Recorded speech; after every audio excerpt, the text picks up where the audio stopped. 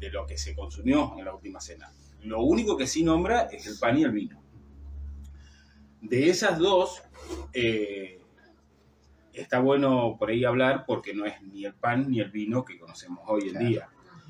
El pan, sujeto a la tradición judía, es el famoso pan ácimo, que es un pan sin levadura, sin sal, un pan muy chato, que supongo yo, de ahí viene la hostia. Claro, ¿no? Sí. Es casi una torta frita. Es como una torta frita, claro, muy, muy finita, que según lo que estuve leyendo y lo que sé, es un pan que tiene que estar amasado y horneado antes de que pasen 18 minutos, que es el tiempo en el que la harina y el agua empiezan a fermentar. ¿Por qué? Porque también sujeto a la tradición judía, ese pan representa al éxodo, entonces al éxodo judío, en el que no tenían tiempo de leudar el pan, y también hace referencia o imita las cuestiones que no sean ostentosas, o sea, un pan leudado sería como una ostentación, y eso representa el éxodo judío, en el que la pasaron muy mal, donde no tenían tiempo de leudar el pan, no tenían dónde leudarlo, dónde hornearlo, entonces era casi que el pan era harina y agua aplastada, y eso era todo, digamos. Entonces, de ahí viene el pan ácimo.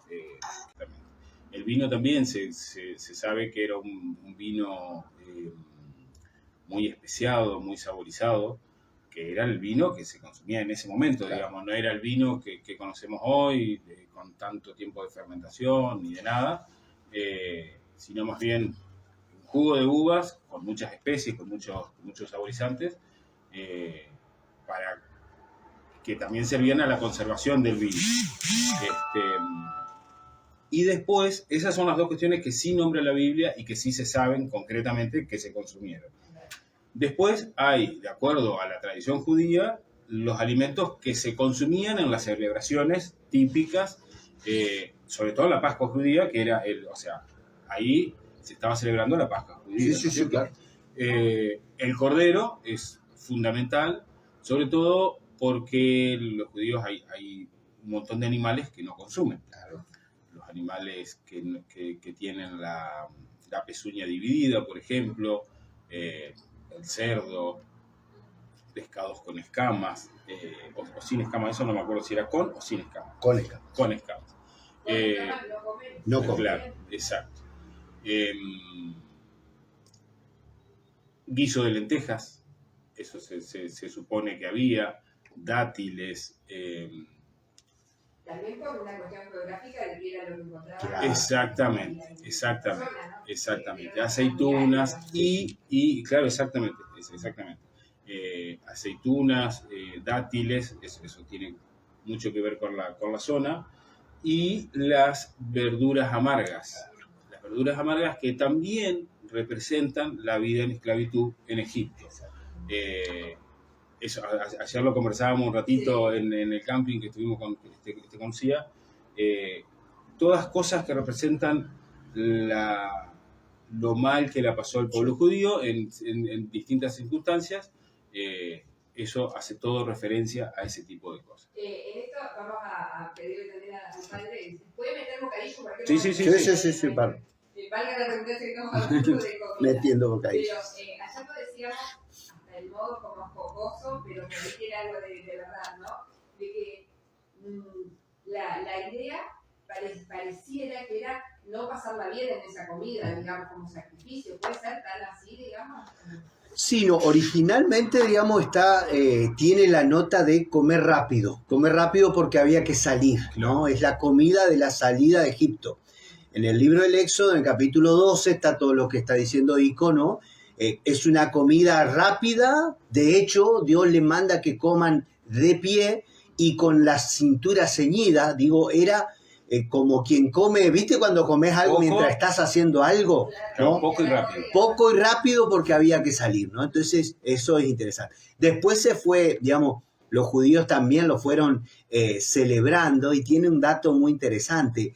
El más chiquito de la familia tenía que preguntarle al mayor, al papá, al que presidía la comida, tenía que preguntarle, ¿por qué hacemos esto, papá?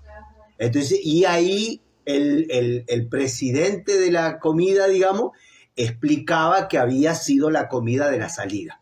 Comimos porque Dios pasaba y nos llevaba con él, ¿no? Claro, Exactamente. era como para que siga de generación en generación. Sí, claro, sí. Cómo se va armando el rito, digamos, ¿no? Una cosa fue la comida original, después se ritualiza, el cordero había que matarlo 2 o 3 días antes, dejarlo desangrar y todas estas cuestiones, ¿no? Sí. Y estábamos en las verduras amargas. Las verduras amargas, que son, bueno, lechuga, lo que se conocía en ese momento, que tampoco, o sea, vuelvo a lo mismo, ninguno de los alimentos que se nombran ahí son los que conocemos hoy. La lechuga no era la misma lechuga que sabemos hoy. El pan ese del que hablábamos hoy, ese trigo tampoco era el mismo trigo que tenemos hoy. Si se hace hoy ese pan con el trigo que tenemos hoy, seguramente te hace mal. Seguramente. O sea, ese trigo, bueno, es mucho más técnico, pero el nivel de gluten que tenía el trigo de hace 2000 años no es el mismo gluten que tiene el pan hoy. Entonces, bueno, era mucho más digerible y demás. Las verduras amargas estábamos lechuga, achicoria, bueno, ese tipo de verduras que representaban al amargor de la vida en esclavitud en Egipto. Después también está el tema de cómo comían, lo que decía el padre. Parados, la foto de la última cena que todos tenemos en nuestra mente representa muy poco cómo habrá sido esa última cena. Se supone que no estaban sentados en una mesa, sino que estaban tirados tipo en literas, desparramados en la habitación. Los utensilios de comida no existían, salvo el tenedor, sino que era, salvo que sea algo de cuchara o algo líquido, se comía por la mano. ¿Y todo eso comían con vino? Todo eso comían con vino en una sola copa. Sí. En una sola copa. Eso también se sabe, porque bueno, eso sí lo describe la Biblia. Compartieron el vino en esa misma copa que es el cáliz. Claro. Y bueno, como dije, los utensilios eran muy rudimentarios y muy pocos, salvo un tenedor, después nada. No, era toda la familia. Yo creo que en la última cena estuvo María, habrán estado las otras chicas también, sí. Después la descripción y el machismo del siglo III, IV, por ahí, las hace desaparecer.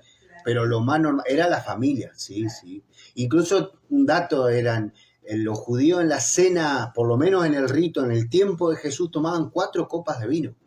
Estarías medio dado vuelta de ahí. Sí, encima, como decía Ico, era un vino, cercano a lo que hoy se conoce como el Syrah, digamos, es el vino que hay por aquella zona, ¿no? Y sí tomaban 4 copas de vino, la primera incluso en ayuno, porque después lo van ritualizando, ¿no? Insisto, el rito se va haciendo cada vez más complejo y todo esto, y en el tiempo de Jesús era toda una cuestión de ritual, incluso terminaban rezando los salmos y esas cosas, ¿no? Y uniendo a lo que él decía, yo no me acuerdo en cuál de los evangelios dice que cuando Jesús lo manda a los discípulos a preparar la cena, dice, fulano de tal les va a ofrecer una sala ya arreglada y con almohadones, dice. Claro, era la forma, ellos comían prácticamente acostados o tirados de lado. Pasa que nosotros tenemos la imagen influenciada de la Edad Media, de Da Vinci y todo esto, que ya existía la mesa y lo demás, ¿no? Y bueno, porque era la adaptación, lo que él se imaginó, pero él mezcla su cultura con la del tiempo de Jesús, ¿no es cierto? Normalmente pasa eso. Muchas veces tenemos imágenes de pintores y qué sé yo, que no son las cosas como era más. Y que el que pagaba la obra, el que pagaba la pintura, algo pedía. Y generalmente en ese momento, quizás el que ponía la plata dijo, no, no lo podemos hacer tirados en Claro, uno en cada sí, punta, sí. hagámoslo en una mesa que queda más lindo, queda más estético, y después eso se sigue y todos tenemos esa imagen. Esta imagen. Incluso, ¿no? Uno mira a Da Vinci, es todo un salonazo de mármol Claro, espectacular sí. y la verdad que no fue así. Habrá sido una cueva porque Sí. estaban escondidos, porque ya sabían. Sí, sí. Bueno, el pan y el vino siguen siendo alimentos fundamentales en casi que te diría en todas las culturas. En todas las culturas.